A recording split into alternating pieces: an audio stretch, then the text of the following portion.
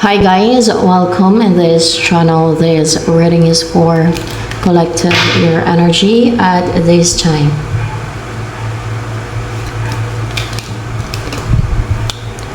Emperor, you are strong and stable yung mind mo. You are powerful, yung personality mo, may authority. And of course, brave. And may strength. Inner strength kasi emperor yan eh. And in command, or maybe you're a boss at the top position, mataas ang status. Ikaw yung nagdi-dictate, nagbibigay ng command. Hindi ikaw yung binibigyan ng command. Hindi ikaw yung buntot, ikaw yung head. Yan. Ikaw ang head, hindi ikaw ang buntot. Parang gano'n. Ikaw yung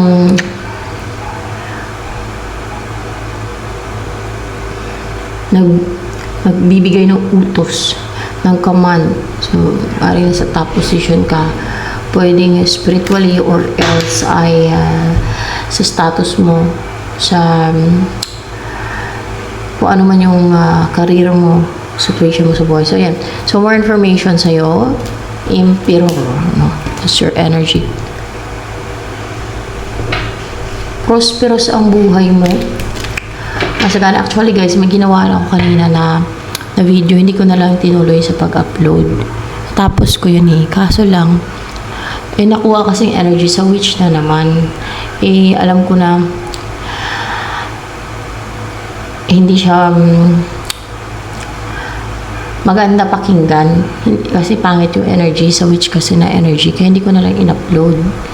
Kaya yun na lang naisipan ko na wag na lang i-upload. Kahit sayang. So, ayan. Gusto ko kasi yung maganda din, para maganda yung reading. Maganda yung kanlabasan. Maganda yung masaya naman yung mga manonood ba sa labas energy.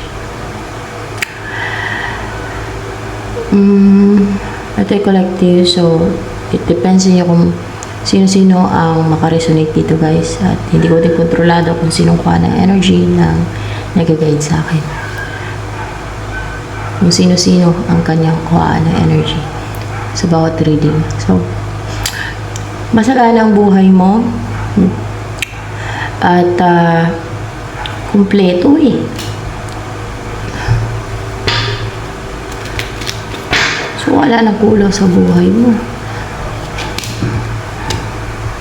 But, you are guarded. Nagtataas ng wall. Defensive. Na-intimidate. Kanino? Kanino ka guarded o na-intimidate? Dito sa taong defensive. Na-intimidate ka dito sa taong defensive. Alam niyo naman pagka defensive yung isang tao, may dinidipinsan siya kasi takot siya na masira o mapahamak or may fear yan sa kanya, kaya nagiging defensive. Yan. Yung energy ni Seven of Wands, main energy ni Seven of Wands na yan na defensive. The Hanged Man, stagnant yan siya. Pwedeng ginagwardyahan mo or nilalagyan mo ng depensa yung sarili mo. At ito, pwede din naglalagay din siya ng depensa sa sarili niya kasi defensive mo eh. Ayaw niya yung mapahamak siya, lalo kung spiritual na labanan, no? Mga ganon. May mga ganong labanan, spiritual, hindi physical. Madami niyan ngayon. Madaming mahilig sa spiritual.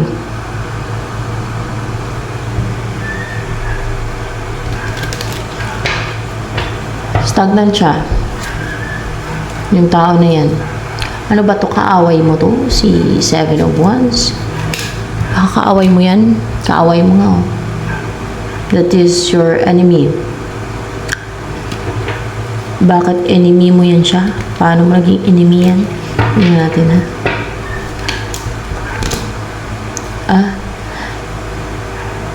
Kasi tinatraidor ka nito, tinitirada ka niya patalikod, yung hindi mo nalalaman, hindi mo nakikita yung mga atake niya. Ano ba mga klase ng atake? Pwede mapalipad hangin, hindi mo makita yan, yung energy yan, yung mga kadimuyon yan, hindi makita, di ba? Mga tigalpo, mga ganyan, mga witchcraft, mga ganyan, mga tigalpo, palipad hangin, patalikod, mga barang kula, mga ganyan, mga patraidor ba? Ganon talaga yung sa kadimonyohan, patraidor yan. Hindi mo makita yan.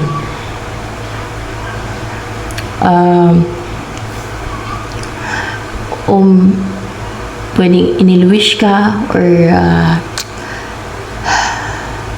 basta hindi mo makita yung kanyang atake.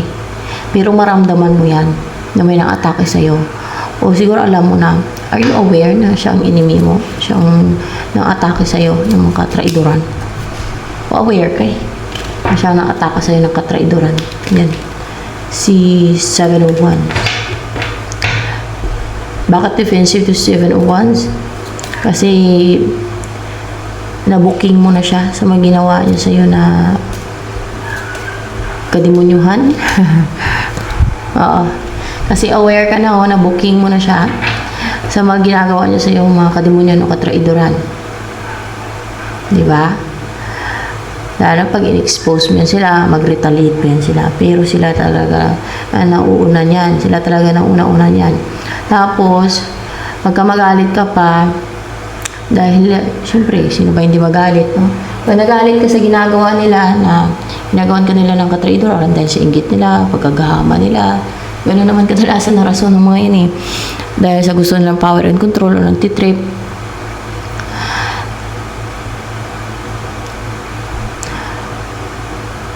mag-retaliate pa yan sila. At maging defensive. Sila na ngayon ang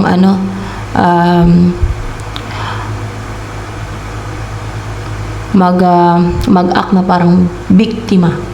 Baliktarin ka na ngayon. Ikaw na ang ang villain ngayon yan. Pagka expose mo. Ganun sila ka manipulative and deceptive. Pero nakikita ng gadlat yan. See? Ano bang reason nito? Bakit kanya tinitirada ng witchcraft? Witchcraft eh. Witchcraft mo. Alam mo, ina-isolate niya yung sarili niya, clarify by her life, habang gumagawa siya ng witchcraft. Tahimik lang yan. At siguro nagkukulong sa bahay nila, siyempre, para walang makakita. Kasi patago nga yung mga ganyang atake. Hindi mo yung makikita. Pwede kang nakangiti yan sa harap mo, pero yung pala kay ginagawan ka ng witchcraft. Sinusumpa ka ng gamit ang witchcraft through witchcraft kadimonyuhan. Ano bang rason yan? Bakit kanya inataka ng witchcraft? Inggit nga. Nainggit yan sa tagumpay mo. May mga tao talaga na hindi makontento kung anong meron sila sa buhay nila. Yung buhay ng iba, nakita lang mas angat sa kanila o nakaangat-angat. Gusto na pabagsakin dahil sa inggit nila. At yan mga ginagawa nila. May ginagawa talaga sila. Witchcraft pa. Demonic. Tapos na yung defensive siya. Dahil na-booking mo sa mga ginagawa niya.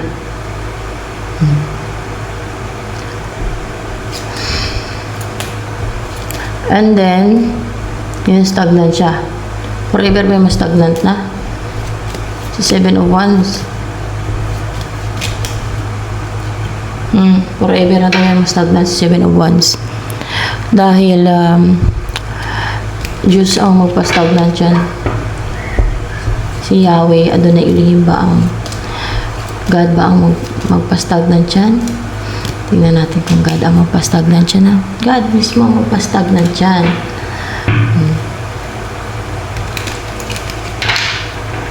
Kampo niya ng kadiliman eh. Kung mga nagdidipinsa ka lang nga lang sa sarili mo. Nagtataas ka ng ulo, naglalagay ka lang ng dipinsa. Siya naman, defensive siya. Kaya na-booking mo na. Alam mo kasi, pag na-booking kasi sila, kaya galit sila sa mga nang-expose yan sa mga ginagawa nilang deceit. Kasi, pag naging aware na yon yung mga ginagawa nila, syempre, maglalagay ng depensa, no? Hindi na basta-basta magtitiwala na walang depensa. Eh, syempre, pagka alam na, nung ina-atake nila ng witchcraft, pag na-booking na sila, lalo na kung alam na sila ang gumagawa, makapaglagay ng depensa, pwede pang bumalik sa kanila o hindi na magtitiwala sa kanila, maglalagay na ng guard at magtatas na ng wall. Hindi na sila basta-basta makapang-atake, hindi na nila yan mapuruhan. Kung sakali may depensa man, hindi na nila mapuruhan kasi magdidepensa na eh, di ba, may depensa na eh. At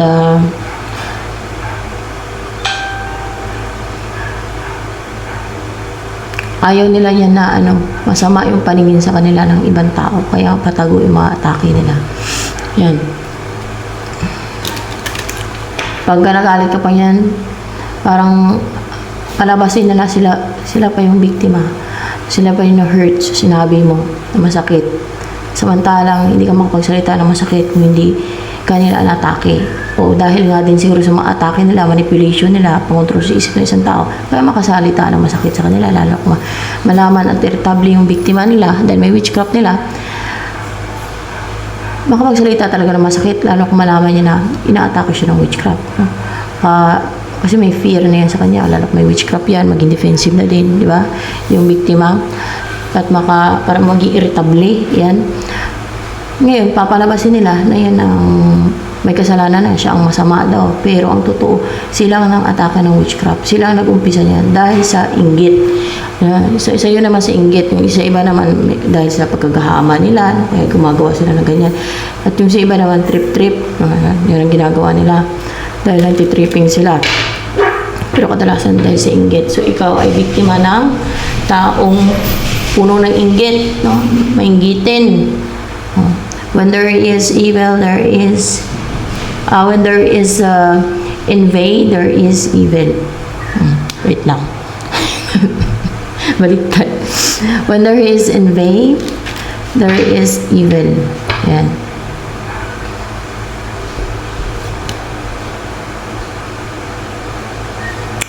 Let's see what's coming towards you. Clarity of mind, victory, and hindi na maging clouded yung isipan mo. Or maybe this is a person na matagumpay, na logical yung isipan niya, o nag-umpisa na maging logical yung isipan niya, baka pinaklouded din lately or in the past yung isip niya. This is a person ba yung Ace of Swords na yan? Upright na ito pa lang pa. So this is a person, yung Ace of Swords na ito. Person daw to na logical mag-isip, sharp and clear ang mind niya. Ibig sabihin hindi clouded yung isipan nito. And siya ang may control ng isip niya, hindi yung ibang tao. Siya may hawak ng isipan niya, ng utak niya, ng desisyon niya. No? Yan. Nagtagumpay to over sa dito. Baka dyan mismo, tama. Nagtagumpay siya dyan sa over this alagad ng dilim. Itong defensive na yan, alagad ng dilim yan. Kikerry ng mission galing sa Devil's Kingdom ito. Yan. Pati ito inatake niya din. Itong isa na to. Pero yan, darating sa'yo. Siguro person mo yan. Bakit darating si Ace of Swords sa'yo? Kasi hindi na siya nag-aantay. Or yung tingga. Hindi na siya yung mag-antay na lang na mag-antay. So, ibig sabihin, kikilo siya kaya darating sa'yo. So, may gagawin yan. Paano siya darating sa'yo? Anong klaseng action ang gagawin niya towards you? Kalapit yan sa'yo. Maging maamo na yan sa'yo. Hindi na siya maging mailap sa'yo. Nagtagumpay na kasi siya eh. Diyan, over dyan sa deceit niyan, manipulation and control niyan.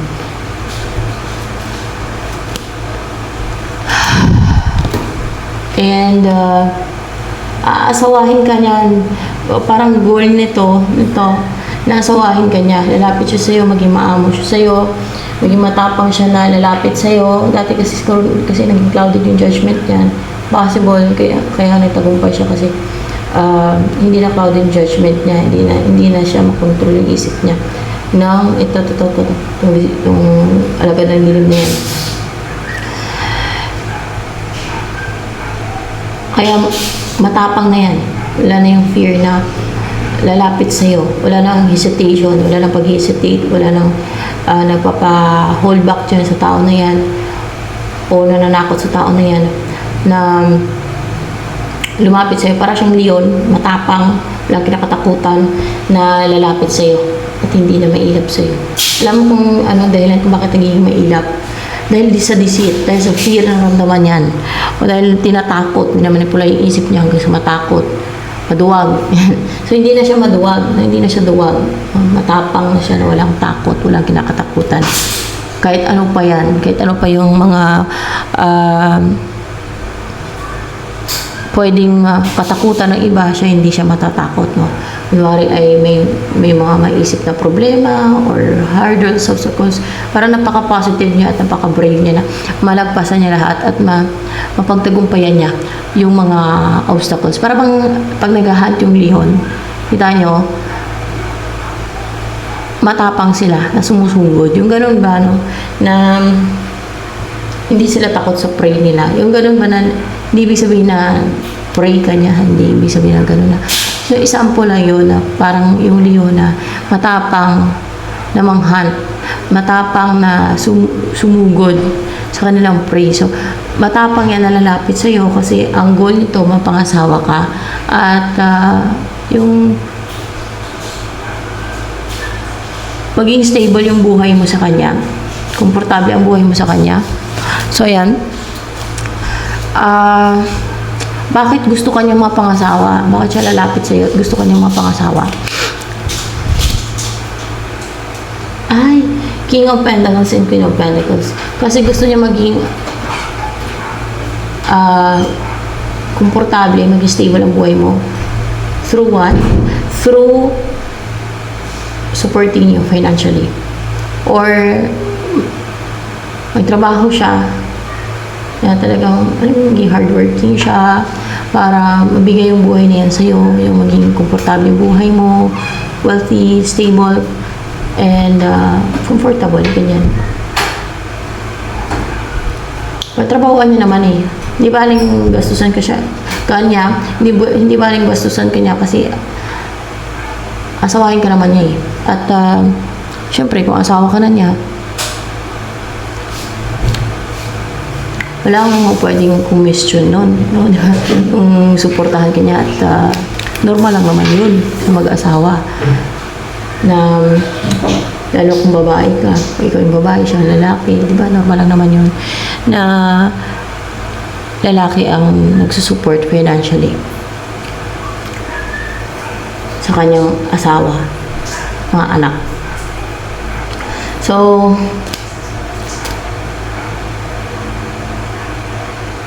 bakit gusto niyang maging komportable ang buhay mo at maging wealthy? Nasuportahan ka, ganon. Dahil matapang kang lumayo. Ikaw kaya itong lumayo na to. Matapang na lumayo. Oo, matapang kang lumayo kasi. Matapang kang lumayo sa kanya. Sa kanino pa ba?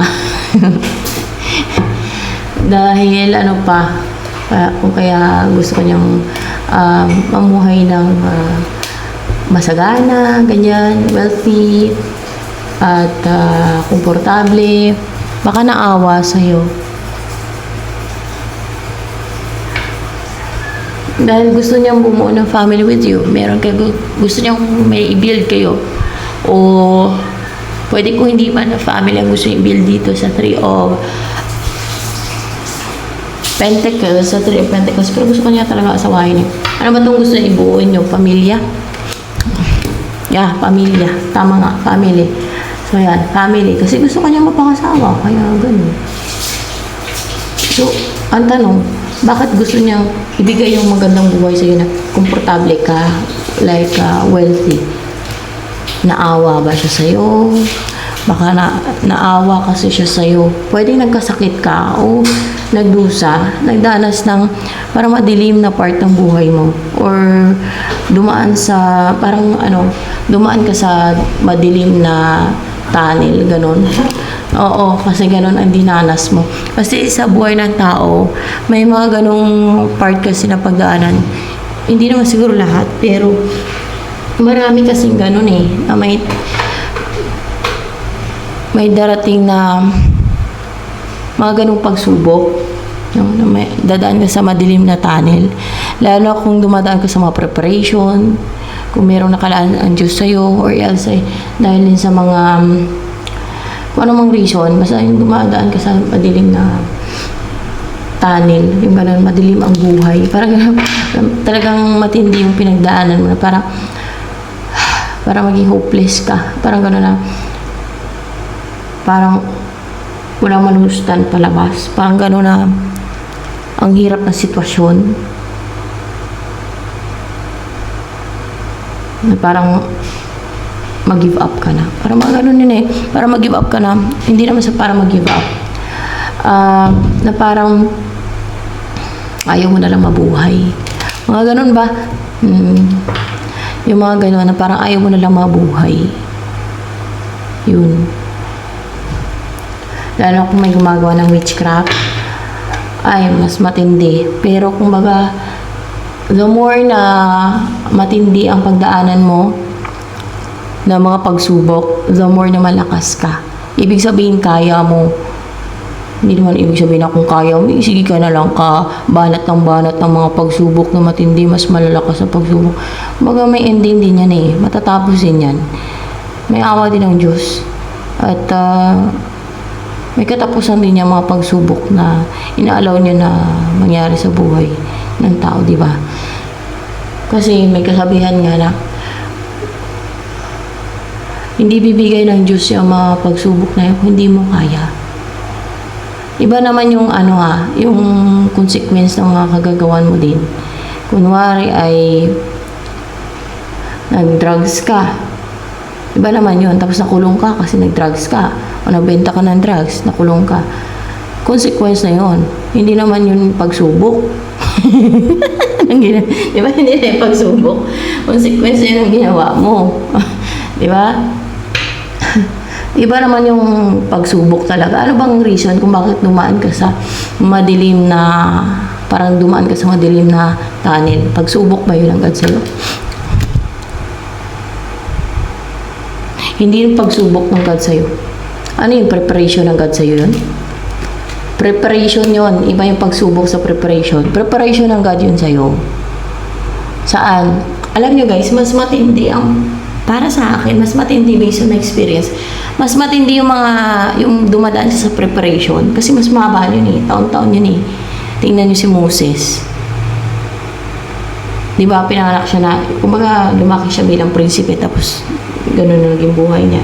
Tapos si David, di ba, in-isolate siya sa kuweba bago siya naging hari. Mga ganun, di ba? Ano pa ba yung mga example ng preparation? Matagalan yan Parang dumaan ka sa, yun na nga, dumadaan ka sa madilim na tunnel. Parang ang dilim ng buhay. Parang ganun. Yan. Yung parang katulad kay Prophet Elijah. Yun nga, hilingin, yung to the point na parang hilingin mo na lang, God, God, kunin mo na lang ako kasi hindi ko na kaya. Pero ganun, kahit ulit-ulit pa nga na tuwing parang lalo na kung may mga witchcraft pa, di ba? Na atake ng witchcraft yun nga yung sina Moses walang atake ng witchcraft yun O, lalo kung may witchcraft pa ng mga atake, mas malakas yun na mga pagsubok kasi may witchcraft, lalo pagtulungan ka pa, di ba?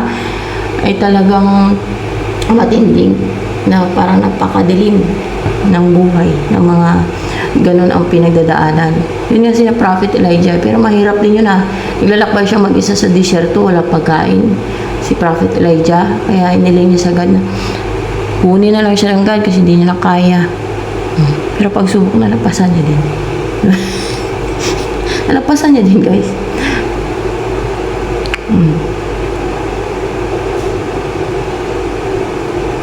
Yan. Preparation. Preparation saan ba yan? Yung mga pinagdaanan mo na parang madilim na tunnel. Mahaba yan. Hindi yan isang araw lang. Hindi isang buwan. Taon-taon, no? Taon-taon. Hindi taon-taon na bawat taon. Hindi mga ilang taon. Di ba? Ganun yung preparation. Oo, mga ilang taon yan. Sunod-sunod yan. Walang hinto. Parang ayaw kang tantanan. Ayaw kang tigilan. Kasi preparation yan, hindi kagaya ng pagsubok na saglit lang. Pag pagsubok ba mga, ano lang yan, buwan? Buwan lang yun. Hindi kagaya ng preparation, dumadaan ka sa preparation agad. Na taon, ilang taon yan guys. Danas ko yan. Ilang taon yan, grabe. Parang bugbugan talaga. Yung parang baguhin ka talaga ng lahat na. Baguhin sa'yo na parang i-break ka ng gusto ba na walang matira. You will transform into lahat bago sa'yo. Iba ka na talaga. Diba? Sina Moses, iba nag-iiba. Kahit mukha niya. Sino pa ba yun? Basta nag-iiba yung pati mukha. Pero ba yan after matapos yung preparation? Na yung mga dumadaan sa preparation, pati mukha nag-iba. Hindi naman to lahat. Ay, ano ba yun? Pride? Parang pahalang kayo eh. Hindi naman daw. Hindi naman lahat. Pero, lahat nag-iiba. Pagkatapos, tapos ang preparation, na dumadaan sa preparation. Hindi naman lahat nag-iiba, pero may mga nag-iiba lang. May mga nag-iiba. Hindi pala nag-iiba. Ano kaya may mga transformation ang term. Let's see transformation pala yun. Hindi pala nag-iba, kundi may transformation. Yun ang term ng transformation. Yun nga yung dahilan kung bakit tumadaan sa parang madilim na tunnel, di ba? Kasi nagtatransform ka, tinatransform ka ng God. Ganun yun. So, makaresonate, comment down below na nakaresonate kayo. Pero kung hindi, wala akong magawa. God ang pumipili dito kung sino-sino kuha niya ng energy po. Ay, yung guide ko. Yeah. Sa God naman ako nagpapag-guide. Kaya magtaka kayo. Baka magtaka yung iba. Bakit puro mga spiritual, pang-expose, pang-bubuking, at pang-reaksyon ang lumalabas dito sa mga readings ko. Dahil sa God nga ako nagpapag-guide. Kaya ganyan.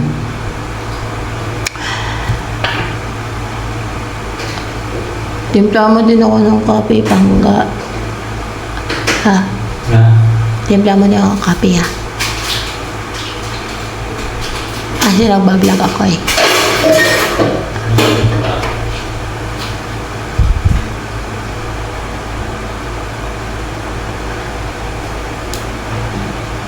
Ayun.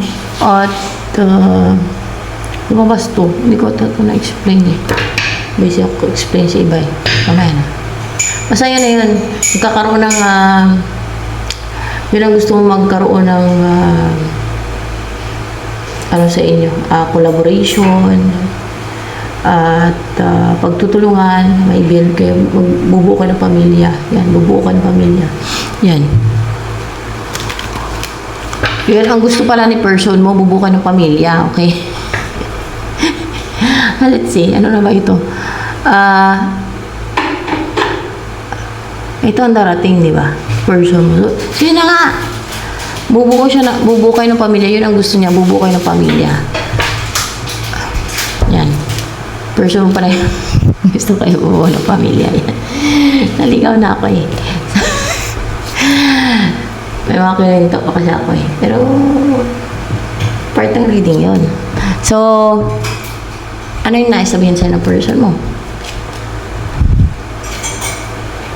Hindi niya pigilan yung damdamin niya sa'yo. Like, yung naramdaman niya pagmamahal, care, love, or ano bang naramdaman niya sa'yo na hindi niya pigilan. Or maaaring hindi niya na kinokontrol, hindi niya na nirestrict yung sarili niya, hindi niya na kinokontrol ang damdamin niya sa'yo, ano ba yung hindi niya na pinipigilan? Yung ma-attract sa'yo. Dati mo na pinipigilan yung ma-attract sa'yo. Yung talagang, like, kung babae ka magandahan sa'yo. So, kung lalaki ka, yung magpapuan sa'yo, gano'n. Salamat. Wait lang. Ang init. And then, ano ang pinaparating sa'yo ng person mo na yan? Na si Ace of Swords ay energy. Wheel of Fortune in reverse. What's with Wheel of Fortune in reverse? Hindi sinuwerte, hindi sinuwerte ang alin, si Seven of Wands. Upright ba to? High Priestess. So yan, sa Seven of Wands, yung gumagawa ng spiritual, spiritista. Spiritista. Si Aswang. Si Witch. Si Witch gumagawa ng spiritual. Bumaba ka dyan, Cheng. Baba ka. Ewan ko lang, aswang kaya to si The High Priestess na to. Baka may laking aswang niya. Aswang ba yan? Hindi daw siya aswang. Pinangalaan ko ng aswang. Kay alagad ng Satanas yan. Gumagawa ng witchcraft. No? Pero ano to, witch? Kasi gumagawa ng witchcraft. Witch o ano matawag sa kanya? Witch. Tama ba? Witch nga. Kasi iba-iba yun sila. May witch, may wizard. Pag lalaki, wizard eh. Diba? Pag babae, witch. Di babae ito. Meron pang tinatawag na warlocks, diba? Tapos meron pang tinatawag na magician, evil magician, diba? Ganyan. So, sa witch siya nabibilong. Pero para-parawa yan sila gumagawa ng witchcraft. Nabanggit ko. Yung wizard, warlocks, ganyan. Pero parawa yan, witchcraft ang career nila. Yung career nila. Ano yung premyo nila niyan? Alam niyo kung ano? Impyerno. Ano ba ba? Yun pa yung maging premyo nila. Yun yung premyo, yun yung ano nila. Yun ang reward nila sa nagbibigay ng mission sa kanila. Sino ang bibigay ng mission sa kanila? This Satanas, the Devil's Kingdom. Yun ang premyo sa kanila, ni Satanas. Yun ang reward sa kanila. Makasama nila si Satanas, eternal. Saan? Sa impyerno. Ano ba ba? Ano ba ba? Ano ba ba? Ano pa ba? Ay, nako. Ano pa ba? Can you give me sample kung ano pa ba yung ibigay na reward ni Satanas sa kanila? Pagawa nila ng witchcraft? O sorcery mga tao dyan? Witchcraft? Same lang yan. Oh, see? Hindi na daw sinaswerte, hindi na siswertihin itong witch. Yan, witch. Na pa-isolate tong person mo. Na yung manatiling i-ghosting ka ng person mo. Na manatiling introvert, takot mag-risk yung person mo sa'yo. Yan. Ina-attack niya daw isip ni person mo. Yan o. Ina-attack niya ng mga spiritual attacks. Minamanipulate niya, tinatakot niya. Kaya naka-experience ang person mo ng fear. Takot o baka nervous pa siguro. Or anxiety, hindi makatulog. Pwedeng ganon. Ginagawa niya madilim ang buhay ng person mo. Gusto niya mangontrol. Gusto niyang mamiste. Alagad siya ng dilim eh. Kaya ganon siya.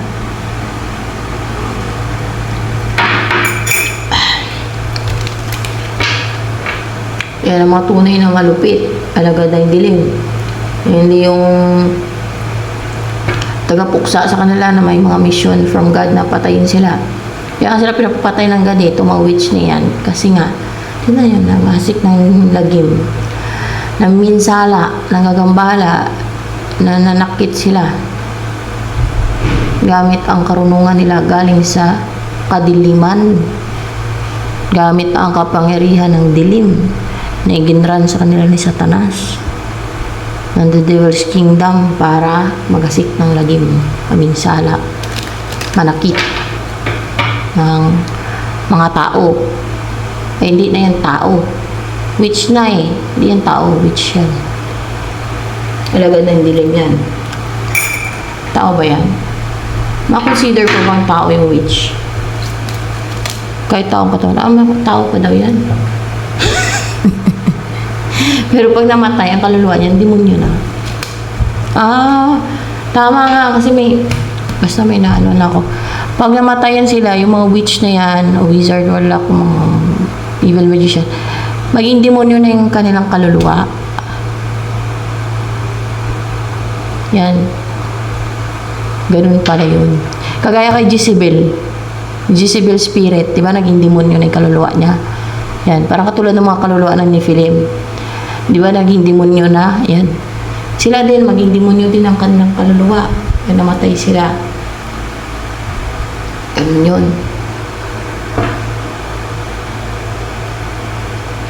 Iba yung fallen angel sa demonyo. Yung mga demonyo na yun na tinatawag na demons, mga spirits na lang yan sila. Kagaya ng mga kaluluwa ng Nephilim at kaluluwa ni Jezebel. Yung sa Bible na si Jezebel,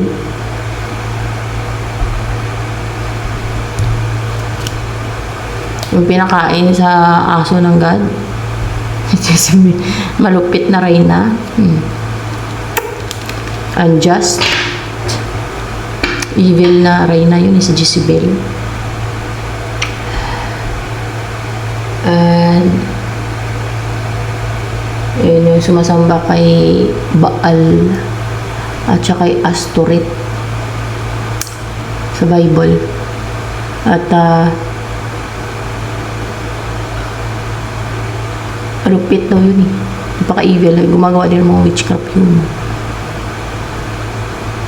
Si Prophet Elijah ka, ina-attack yun ng witchcraft diba? Nasa Bible yan. Na-oppress niya. Na-attack niya yung isip ni Prophet Elijah kaya gusto niya siguro kontrolin para pasunurin si Prophet Elijah kung ano yung gusto niya ituro ni Prophet Elijah sa mga tao. Baka ganun. Tama ba? Ganun ba? Hindi. Gusto niyang takutin si Prophet Elijah.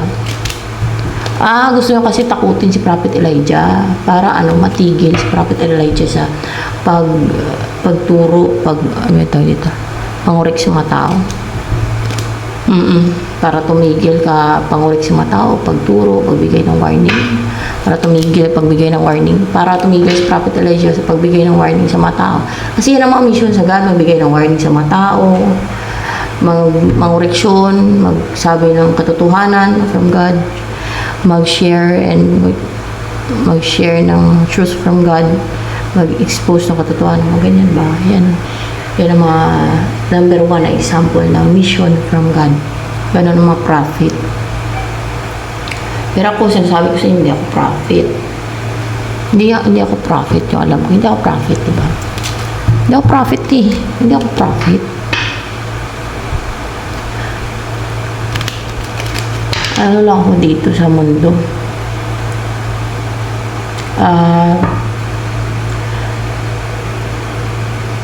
Ewan ko. Hindi ko alam. Diyos na nakakaalam. So,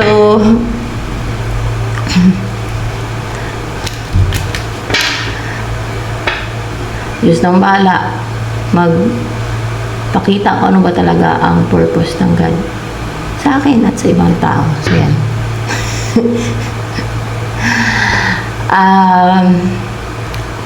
Baba. Ano ang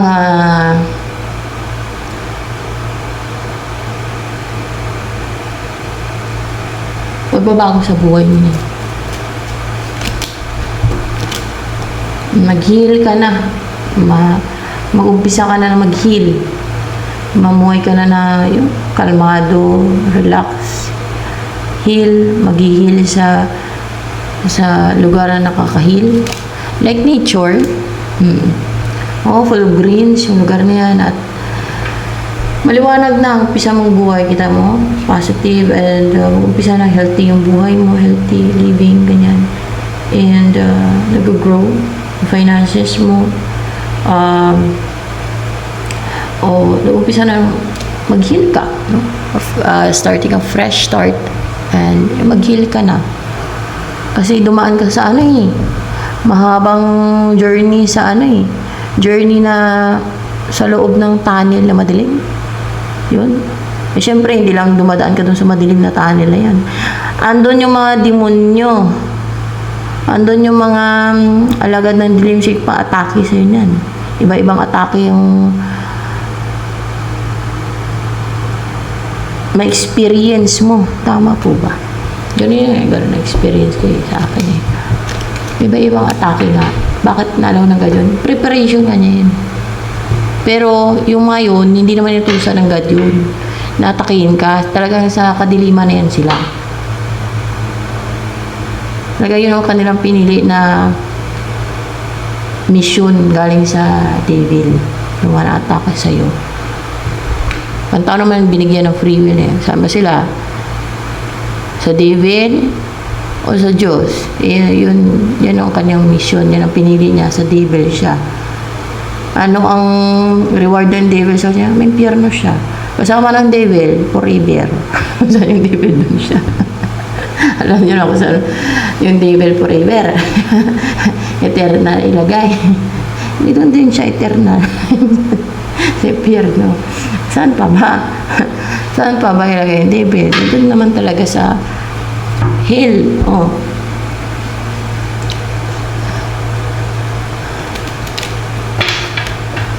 Sumulunod siya ng devil, ang sa karyan siya ng Diyos ilalagay. Doon siya sa karyan ng devil ilalagay, ha? So,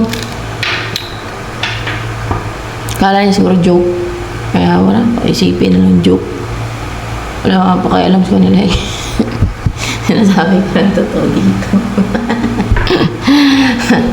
So, ano yung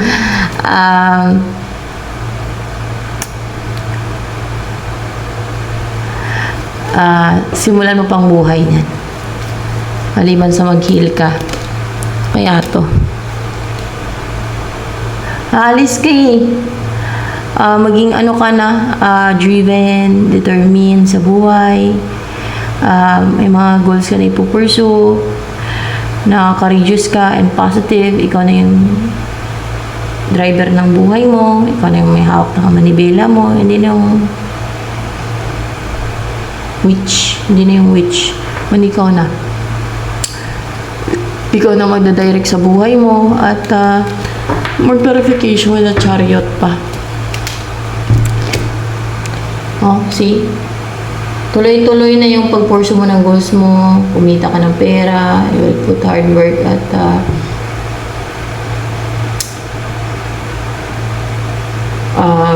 effort or tuloy-tuloy na kikita ng pera. Yung sa dito, kasi may pera. Yeah. Tuloy-tuloy ka nakikita ng pera. Siyempre, para sa'yo at sa responsibilities mo, like your family, para may provide mo, yung mga pangailan ng family mo, di ba? Ano pa? Ang umpisan mong buhay niyan dahil mag-heal ka na din. Upright ba tong page? O gusto ko yung sure na upright. Yes, kasi palang pa yung kanina eh. Yung maging curious, inquisitive ka, very interested, para bang may pagka-persevering, or maging interested saan?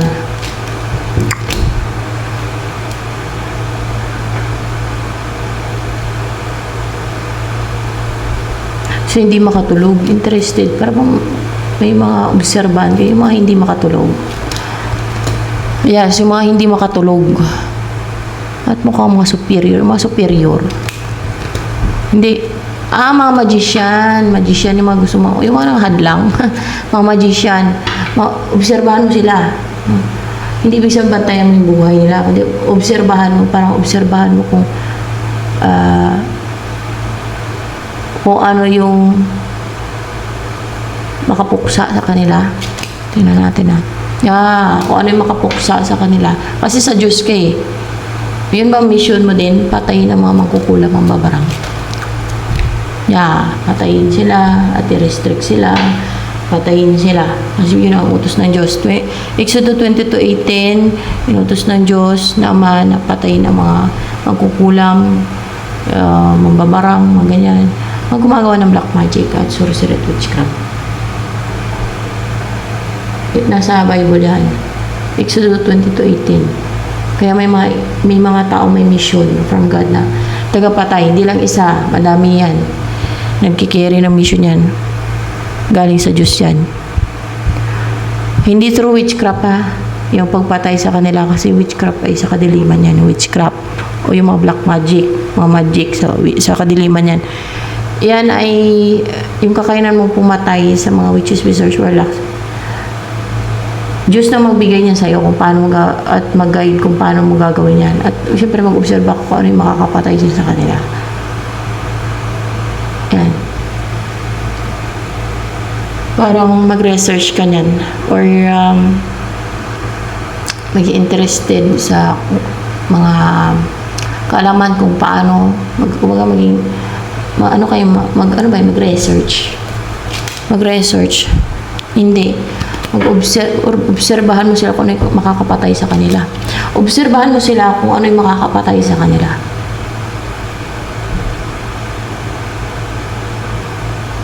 So, may mga tools kanyan kung ano yung makakapatay sa kanila. Hindi ibig sabihin bala, barila. Hindi ba ganun? Hindi ganun.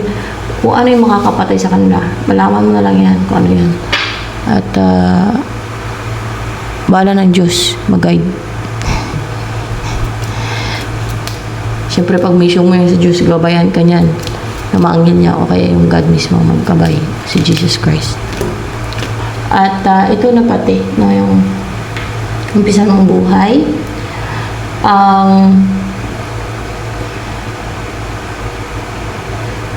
Stable relationship and married life or masaya ka, positive yung buhay mo, ninyo ng person mo.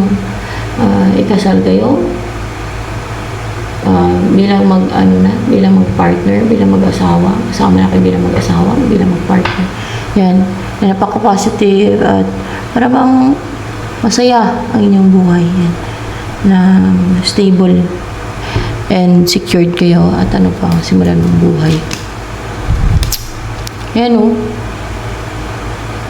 ma-attract mo yung mga opportunities, huge offers, money, mga ganon. Or commitment, offer na may commitment from your person, o proposal na pwede din. Kasi may 4 of Wands dito eh. Ano ba yung mission mo from God na gagawin mo maliban sa papatay sa mga witches, wizards, warlocks? Yung bubuo ka ng sarili mong pamilya, masaya ka, contented ka, kayo ng person mo, happy, at ano pa ba? Ano pang gagawin yung mission person from God? Yung umpisa ninyo, pag nagsama na kayo, meron kayong umpisa na tuloy-tuloy. Kumbaga, pag umpisa nyo, mag-grow na.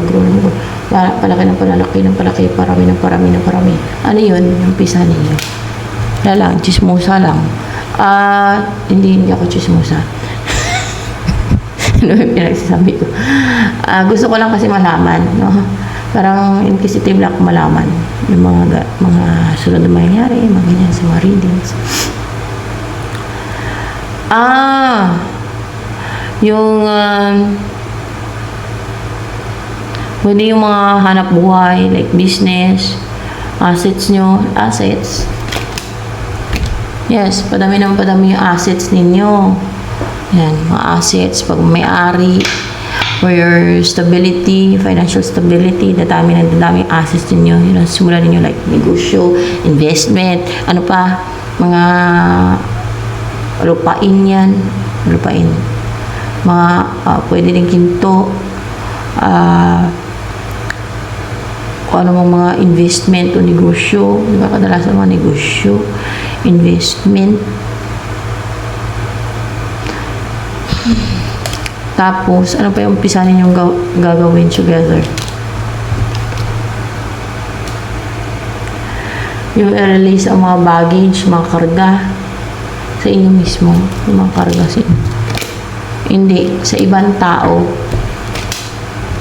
Tutulong kayo sa mga tao para matanggal sa kanila, ma-release nila yung mga baggage, makarga, kinarga sa kanila ng mga witches, wizards, warlocks. Tutulong kayo sa mga tao. Iyan ang sasay ng Diyos. Hindi yan maminsala. Hindi yan manggambala. Opposite sa alagad ng dilim na sila yung namiminsala ng gambala na nanakit, di ba? Maingit na, manakit na. Manggawa na ng witchcraft. Yung sasay ng Diyos, matulungin yan, maawain. Yung mga nagsasuffer na biktima ng mga alagad ng dilim, itong mga salbahit, mga abusado, tinutulungan nila ang mga sasay ng Diyos. Tulungan yan, kahit mga aso, hayop, tutulungan yan. Wag lang buhaya, kahit kagatin ka ng buhaya. Wala sawa, tutulungan ka ng sawa. So, yan. Ito na lamang for collective reading.